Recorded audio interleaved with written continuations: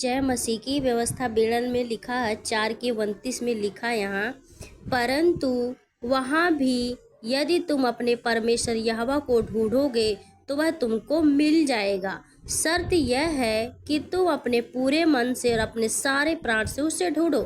यहाँ प्रभु का वचन इजरायली लोगों को जब परमेश्वर ने कनान देश वहाँ इजरायलियों से जब फिरौन के गुलामी से जब उन्होंने बाहर निकाला, जब कनान देश देने का वादा उन लोगों से किया, जब वो जब जा रहे थे तो प्रभु उन लोगों से मूर्ति पूजा के बारे में बता रहा है कि तुम मूर्ति पूजक ना बनना। यहाँ देखिए लिखा है यहाँ 28 में, और वहाँ तुम मनुष्य के बनाए हुए लकड़ी और पत्थर के देवताओं की सेवा करोगे, जो ना देखते ना सुनते ना खाते ना सूंघते। प्रभु का वचन कहता है कि हम जब पढ़ते हैं तो लोग बहुत हठीले हैं, बार बार परमेश्वर की परीक्षा करते रहे, बार बार परमेश्वर जानता है कि ये लोग जाकर वहाँ मूर्ति पूजा करने लग जाएंगे। लेकिन जब जब उन्होंने पाप किया तब तब परमेश्वर का क्रोध उन सब के ऊपर भड़का, तब तक वो मरते गए, कितने लोग मरकर ढेर हो गए। वहाँ ये प्रभु का वचन 29 में कहता है कि अगर तुम वहाँ जाओ, यदि तुम अपने परमेश्वर यहोवा को ढूंढोगे, वहाँ प्रभु कहता है अगर तुम मुझे ढूंढोगे तो मैं तुमको मिल जाऊंगा।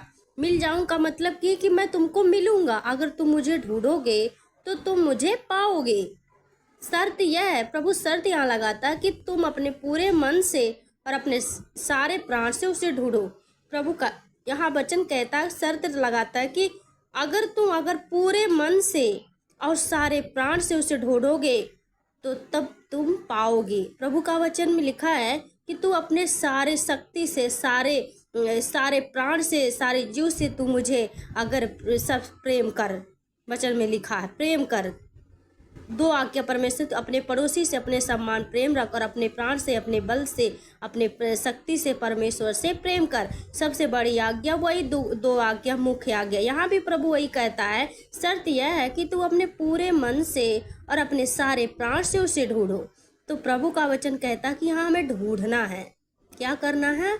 इजरायली लोगों की तरह नहीं। प्रभु उनके आगे आगे चट्टान चीरकर पानी दिया, उन्होंने उसके आगे समुद्र को 2 भाग कर दिया, फिर भी वो हठीले बनते गए। जब मूसा को देखो, जब पहाड़ पर वो जब लिखने के लिए गया था तो 40 दिन तक वहीं रह गया, तो लोग कहने लगे कि मूसा को आने में देरी है। तो उन्होंने क्या किया, वो जो है कि वो मूर्ति जो क्या बोलते हैं उसको, जो है कि लोग कान मकन जो बालियां होती है, जो सब सोने का होता है, उसको ताक पर उन्होंने बछड़ा ढाल लिया, मूर्ति खोद लिया उन्होंने। ठीक है, वहाँ भी परमेश्वर देखिए कितना दयालु है। बहुत लोग मरे, लेकिन परमेश्वर का धन्यवाद, वहाँ मूसा ने जब आया देखा कि ये लोग इतने हठीले हैं कि वो लोग बार बार परमेश्वर की परीक्षा करते रहे।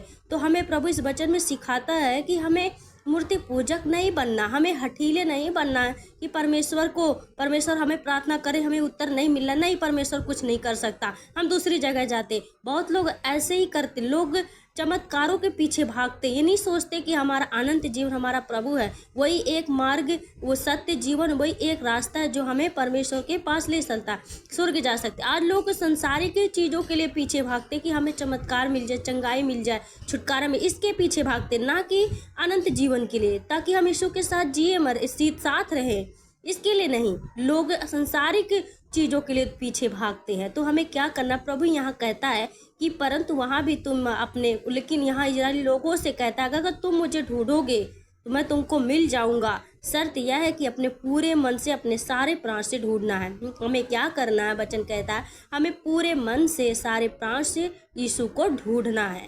ठीक है, अंत के दिनों में जब तुम संकट में पड़ो, बाइबल कहती है कि जब परमेश्वर कहता है यहाँ परमेश्वर का वचन कि ताकि जब तुम्हें कोई अंत के दिनों में तुम्हें कोई संकट आए और विपत्तियां आए तुम पर पड़े, तब तुम अपने परमेश्वर की ओर फिरो, उनकी मानना।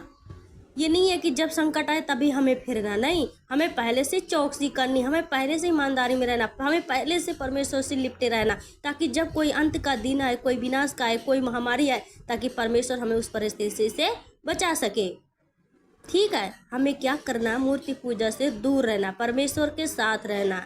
ठीक है, परमेश्वर का धन्यवाद हो। अगर ये वचन आप सबको पसंद आए तो लाइक शेयर सब्सक्राइब जरूर हमारे इस चैनल को करना।